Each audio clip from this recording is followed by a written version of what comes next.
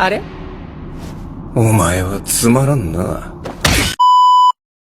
Ali Sastro Midjojo 1 dari kelompok 4. Pengertian Kabinet. Kabinet Ali Sastro Midjojo I adalah kabinet keempat yang dibentuk setelah pembubaran Negara Republik Indonesia Serikat pada tahun 1950. Kabinet ini dipimpin oleh Ali Sastro Midjojo dari Partai Nasional Indonesia (PNI) sebagai Perdana Menteri, Wongsonegoro dari Partai Indonesia Raya (PIR) sebagai Wakil Perdana Menteri 1, dan Zainul Amali sebagai Perdana Menteri 2 dari Partai Gerindra. Kabinet ini diumumkan pada 30 Juli 1953 dan memerintah pada masa bakti 1 Agustus 1953 hingga 24 Juli 1955. Menteri-menteri di Kabinet Ali Sastro Midjojo I. Kabinet ke-16 Negara Republik Indonesia itu ada Mr. Muhammad Ibrahim, Wakil Perdana Menteri 1, Mr. Ali Sastro Midjojo, Perdana Menteri merangkup Menteri Pertahanan, ada Kiai Haji Idham Syel, Wakil Perdana Menteri 2. Terus ada anggotanya Haji Roeslam Abdul Ghani, Menteri Luar Negeri, ada Mr. Erois Narjo, Menteri Dalam Negeri, ada Suebdjo, Menteri Penerangan, ada Mr. Yusuf Wibisono, Menteri Keuangan, ada Mr. Burhanuddin, Menteri Perekonomian, ada Profesor Mr. Muljatno, Menteri Kehakiman, lalu ada Suehjar Teja Sukmana, Menteri Perhubungan, ada Insinyur Pangeran Muhammad Nur, Menteri PU dan T. Sarino Mangun Pranoto, Menteri PP dan K.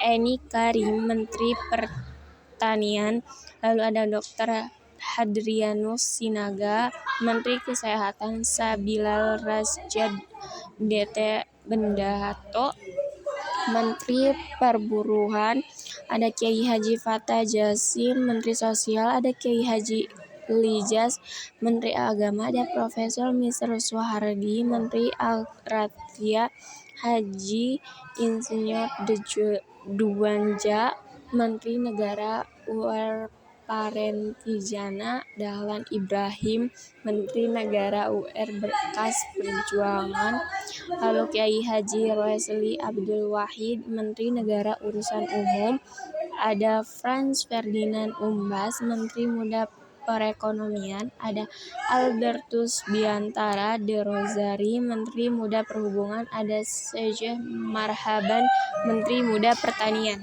Program kerja Kabinet Ali Sastro Midjojo I. Program kerjanya yaitu 1. Menjalankan politik luar negeri yang bebas dan aktif serta menuju perdamaian dunia.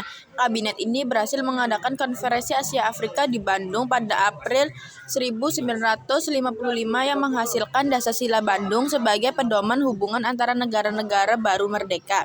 Yang kedua, mengubah hubungan Indonesia-Belanda atas dasar Unistatut menjadi hubungan internasional biasa.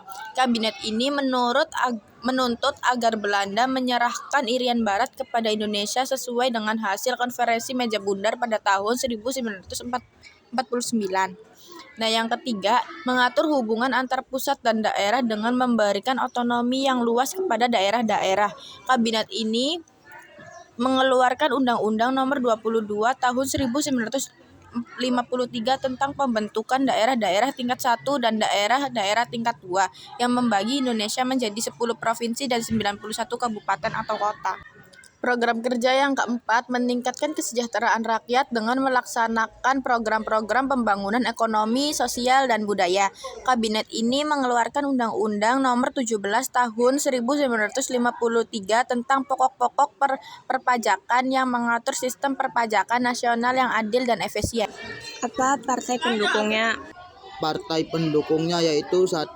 Partai Indonesia Raya didirikan pada tahun 1935, yang kedua Partai Nahdlatul Ulama didirikan pada 31 Januari 1926, yang ketiga Partai Rakyat Nasional didirikan pada Juli 1950, dan lain-lain. Bagaimana berakhirnya Akhir kabinet ini berakhir pada 24 Juli 1955. Walaupun berhasil membuat prestasi gemilang, pada akhirnya Ali harus mengembalikan mandat pada Presiden Soekarno. Alasan utamanya karena adanya masih tidak percaya dari manusia. Beberapa permasalahannya yaitu 1. Konflik antara PNI dan PNU, 2. Pemberontakan DITII, 3. Konflik internal di antara kabinet dan TNI AD.